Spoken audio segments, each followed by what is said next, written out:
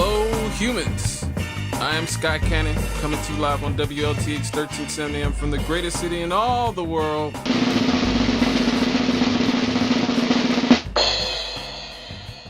Gary, Indiana. And this is the Counterpoint.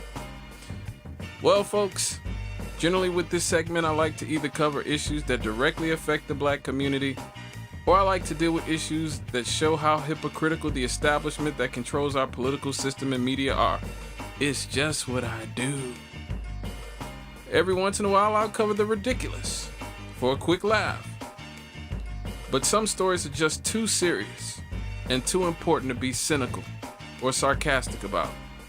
Last year, we covered the silent killer that has taken the nation by storm: depression.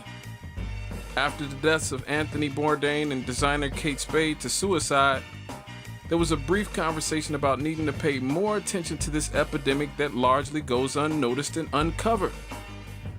Well, any hope that this scourge would be easily tempered has largely faded with the release of two new studies by two public health nonprofits, the Trust for America's Health and the Well-Being Trust, finding that not only have these deaths not subsided, but instead they've gotten worse. According to the studies, more than 150,000 Americans died from alcohol and drug-induced fatalities in 2017. Nearly a third were suicides. For reference, that is now twice the number of people who died due to these causes 20 years ago in 1999. The doctors who wrote the studies attributed the increasing disparities in healthcare and inequalities in income as crucial factors in the feelings of despair, loneliness, and a lack of belonging that contributed to the suicides of these Americans. Also fueling the epidemic is the raging synthetic opioid crisis, which went from killing 1,000 people per year 20 years ago to killing 1,000 people every 2 weeks, totaling 28,000 for the whole year. No doubt, the drug companies are heavily to blame for this, paying our politicians to look the other way and paying doctors to overprescribe overly addictive drugs to people in places where people are in despair because their economic prospects have dwindled. And don't think that the drugs are the only method that Americans are using to take their lives. Oh no, guns were used in almost half of the 47,000 suicides that took place in our country last year, with the suicide rates of African Americans and Latinos skyrocketing at a rate that exceeds their Caucasian peers. Even more disturbing is the suicide rate amongst today's adolescents. It increased by 16%. To get even more grim, suicides by suffocation rose 42% over the past decade. Now look, I know that we're living in some crazy times, but we have to take a step back for a moment and find some clarity within the chaos, folks. The mainstream media gives us these narratives that the world is going to end every single day, and people are consuming this and freaking themselves out about Trump or the liberals or illegal immigrants and inner city crime or their looks or their weight. And it's not just TV like it used to be. Oh no, it's our PCs in our living room, the laptops in our bedroom, and most importantly, the phones in our pockets.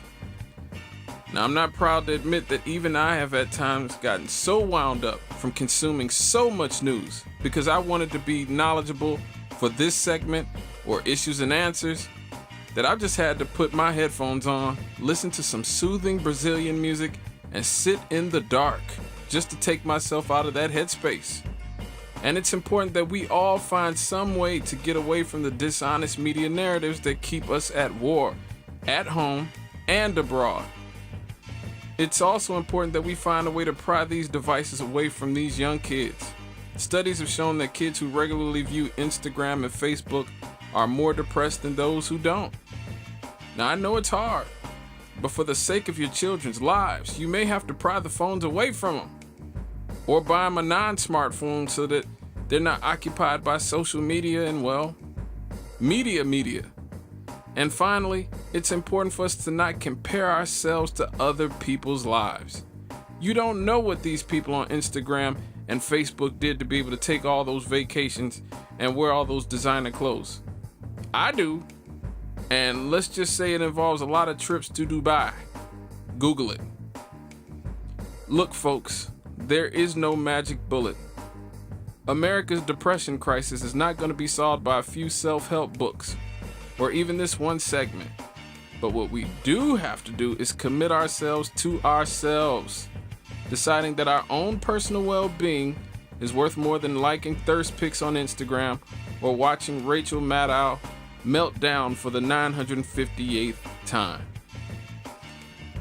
Okay, folks, you can chop it up with me on Twitter at The Chemist Lives.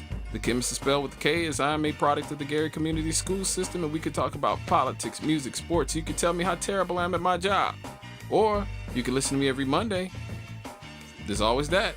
From 6 to 8 on Issues and Answers with Jonathan Boose. I am Scott Cannon, and that was the Counterpoint on WLTH 1370 AM and 92.7 for everyone in the Chicagoland area.